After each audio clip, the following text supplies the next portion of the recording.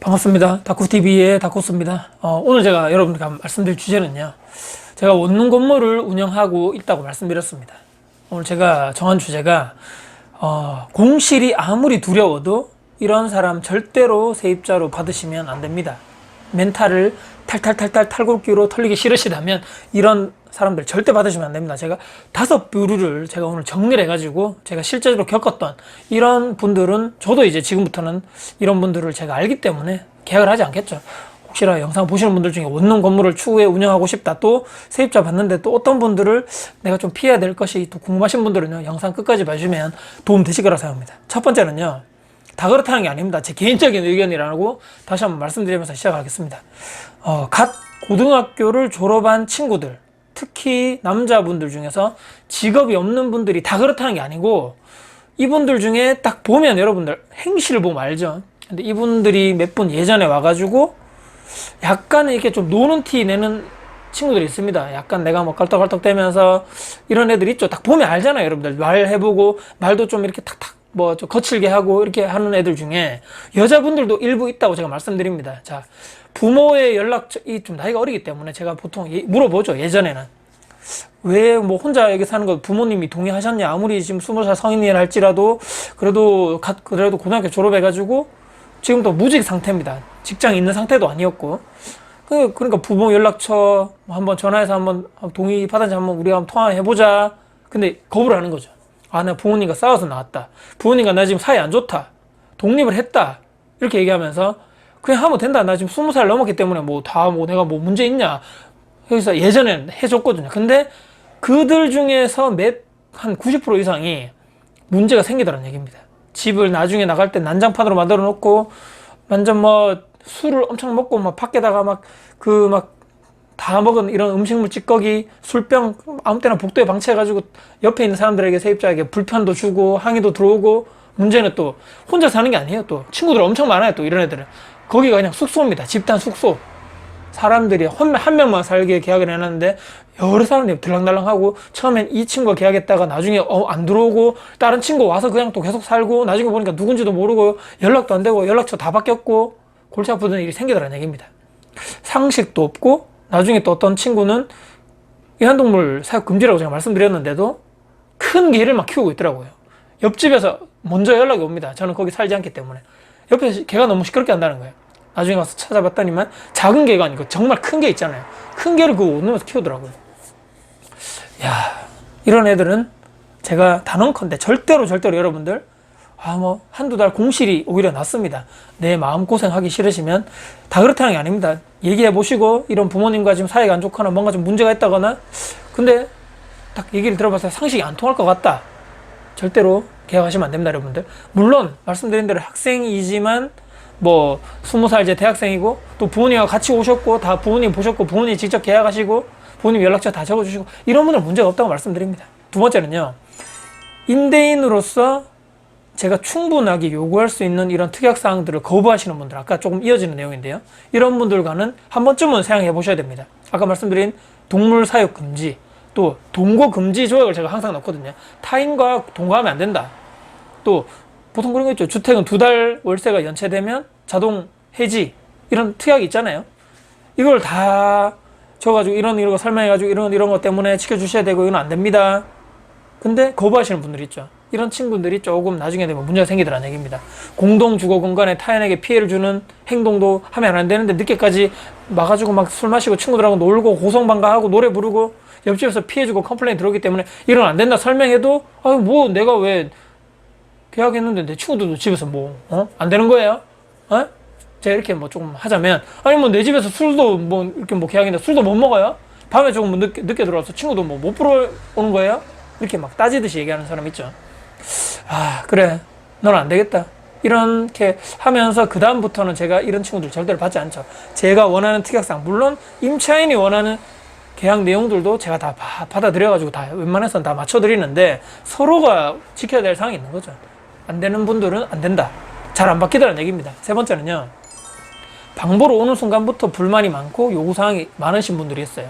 자, 이것도 해달라 저것도 해달라 다 돼 있는데, 인터넷이 만약에 이런 회사인데 저 인터넷이 더 빠르니까 저걸로 해달라, 더 빠른 랜선 깔아달라, 또 원래는 옵션에 침대가 없는데 침대 없이 자면 허리 아프니까 침대도 넣어달라, 저것도 교체해달라, 이것도 교체해달라, 내가 원래 이런데 올 사람이 아닌데 막 다 이어줘요. 레퍼토리가 똑같습니다. 내가 원래 이런데 올 사람이 아닌데 사정이 있어가지고 어쩌고 저쩌고 해가지고 내가 여기 뭐 여러분들, 근데 제가 딱 들어보면 99% 정도, 100% 아닙니다 여러분들, 99% 정도가 이런데 올 사람이더라 라고 느껴집니다 여러분들. 절대로 그 사람들 비하하는 것이 아니고 원룸 건물주 뭐 임대인을 완전 호구로 보시는 분이 있더라고요. 하면 다 지켜줘야 되고 원하면 다 해줘야 되고 막. 근데 이런 사람들이 나중에 보니까 이런데 올 사람이 아니라 그랬는데 자기는 뭔가 사정이 있어서 왔는데 월세를 연체할 확률이 이런 사람이 더 높더라는 건 여기입니다. 그래서 제가 다른 방 구하시라고 제가 얘기하죠. 근데 이제 불만 많고 요구사항이 많은 사람들은 언젠가는 문제가 발생하더라. 제가 다년간의 경험을 통해서 까다롭고 뭔가 요구사항이 많으신 분들이 나중에 자기들이 또 제대로 안 지키더라는 얘기입니다. 다는 그렇다는 얘기 아니고 한 99% 정도 말씀드리고요. 네 번째, 또 좀 한숨 나오게 하시는 분들인데, 뭐 원룸 방을 월세 내놨습니다. 부동산에 내놓죠. 예를 들어 기준이 뭐 330만 원 내놨는데 뭐 계약을 하면 10,000원 정도만 뭐 월세를 좀 이렇게 좀 내려주시면 안 될까? 이 정도는 서로 협의해서 할 수 있잖아요. 근데 다 해결해가지고 부동산 돼가지고 뭐 여기 계약하겠답니다 해가지고 부동산에서 계약서로 딱 만났는데 보증금이 없다고 그러는 거예요. 한 100만 원만 하면 안 되겠냐 그러고 300에 30인데, 아니면 지금 내가 당장 돈이 없는데 보증금을 월 납입으로 해가지고 50만 원씩 해서 뭐 6달 갚으면 안 되겠냐, 아니면 뭐 300에 30인데 25만 원으로 월세 해주면 안 되겠냐. 갑자기 그 앉은 위치에서요. 그럼 저도 당하고 부동산에서도 갑자기 뭐야 뻥치는 거죠. 그래서 이렇게 요구하시는 분들이 없을 것 같지만 여러분들 상당히 많다는 얘기입니다. 한 이 정도 하면 뭐 반반 선에서 이렇게 뭐 협의돼가지고 좀 싼 가격에 할 수 있지 않을까라는 그런 심리가 있는 것 같아요.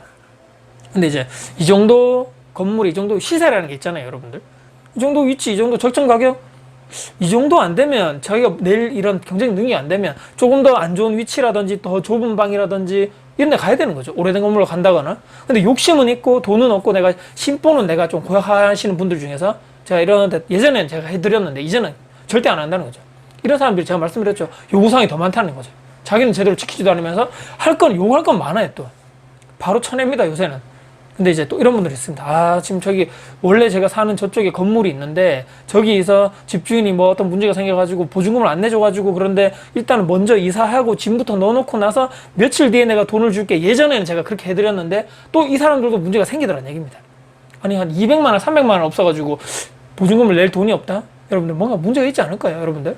예전에 이분들 조금 제가 안쓰럽게 생각해가지고 그래요? 며칠 뒤에 주세요 했는데 차일피일 미루다가 결국은 야반도주 하신 분도 있었고 제대로 돈도 안 내시고 월세 연체돼가지고 제가 계약 해지한 상황도 있었고 골치 아픈 상황이 많았는데, 이런 분들을 월세 보증금 계속적으로 깎으려는, 아무런 문제 없는데 시세보다 엄청나게 제가 높게 받는 것도 아니고 시세 적정 시세대로 받는데도 계속적으로 깎으려 하시는 분들은 피해야 된다.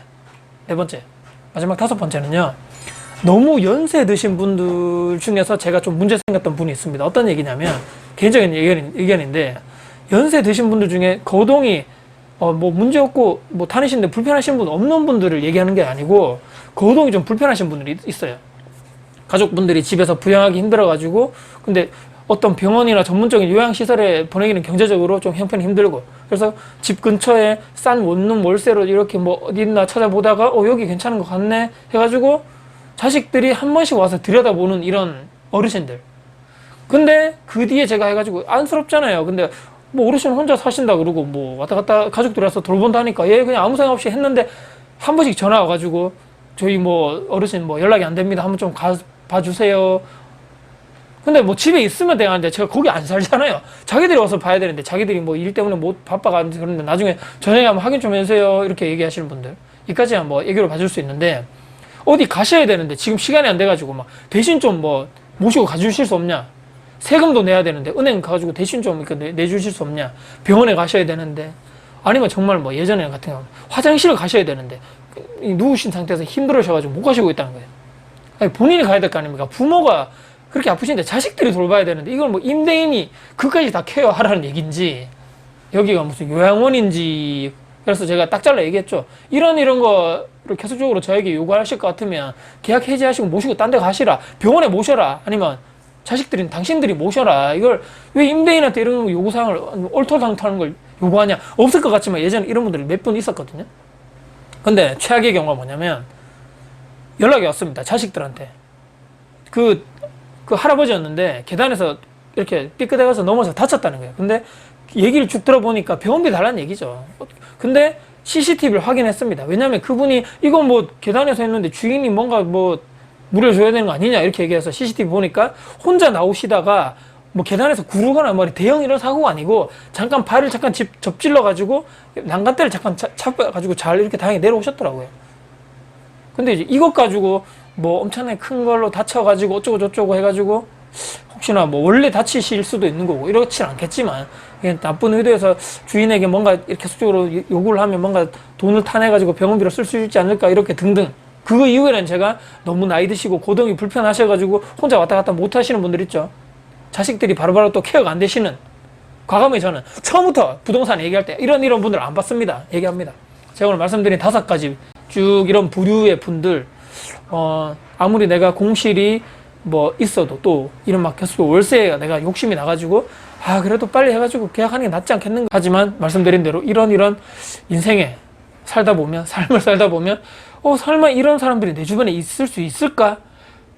있더라고요, 여러분들. 있기 때문에 아무리 내가 공실이 두려워도 월세가 조금씩 내가 못 받는 거에 대해서 좀 두려움이 있더라도 이런 분들은 절대로 여러분들 원룸 세입자로 받지 않으시길 바라는 제 측은한 마음을 한번 생각해 보시면서 여러분들께 도움 되었으면 하는 바람입니다. 혹시라도 오늘 여러분들 영상 도움 되셨다면요, 구독, 좋아요, 알람 설정 그리고 댓글 주시고요. 영상 주변 분들께 공유될 가치가 있다고 생각하신다면 널리 공유 부탁드리겠습니다. 다음에 더 좋은 영상 가지고 찾아뵙겠습니다. 지금까지 다쿠TV의 다쿠쳤습니다. 감사합니다.